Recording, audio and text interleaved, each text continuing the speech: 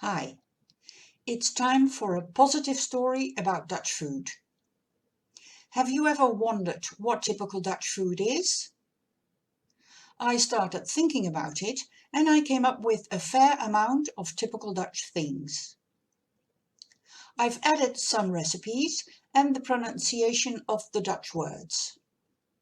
So, in this video, you won't only learn about Dutch food, but also about how to pronounce the vocabulary. Are you ready? Let's get started. Voorgerechten. Tomatensoep, asperges met ham en eieren, groentesoep met balletjes, 1 liter bouillon of water met 2 bouillontabletten, 250 gram groente, prei, worteltjes, bloemkool, sperziebonen, doperten, ui, paprika, champignons, 1 eetlepel peterselie, 1 eetlepel bladselderie, 35 gram vermicelli, 100 gram gehakt, zout en peper, 1 eetlepel paneermeel. Bijgerechten. Stoofperen, 1 kilogram peren,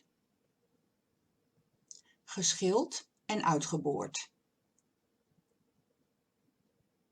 Schil van 1 citroen. 1 stukje pijpkaneel, 50 gram suiker,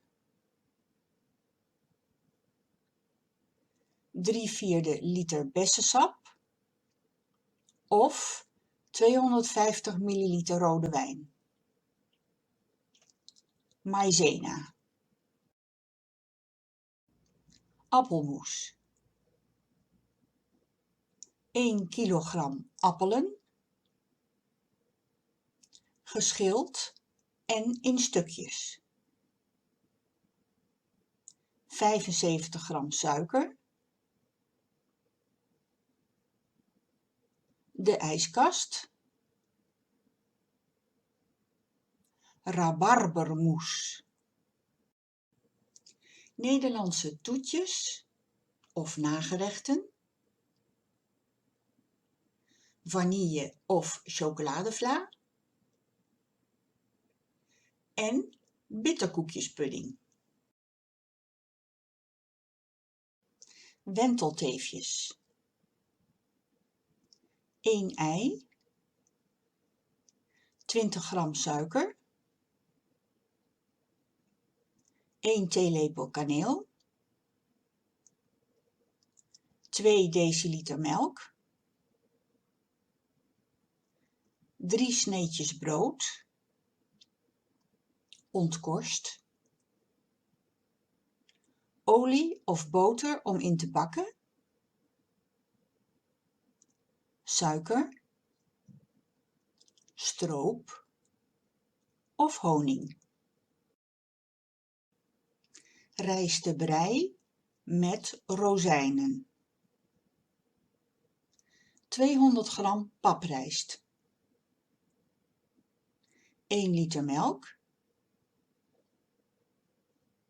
100 gram geweekte rozijnen, een kwart vanillestokje of 1 à 2 zakjes vanillesuiker, een snufje zout, suiker, kaneel, boter. If you like this video, please press like, subscribe and click on the bell if you would like to be informed when I have published something new. Thank you for watching.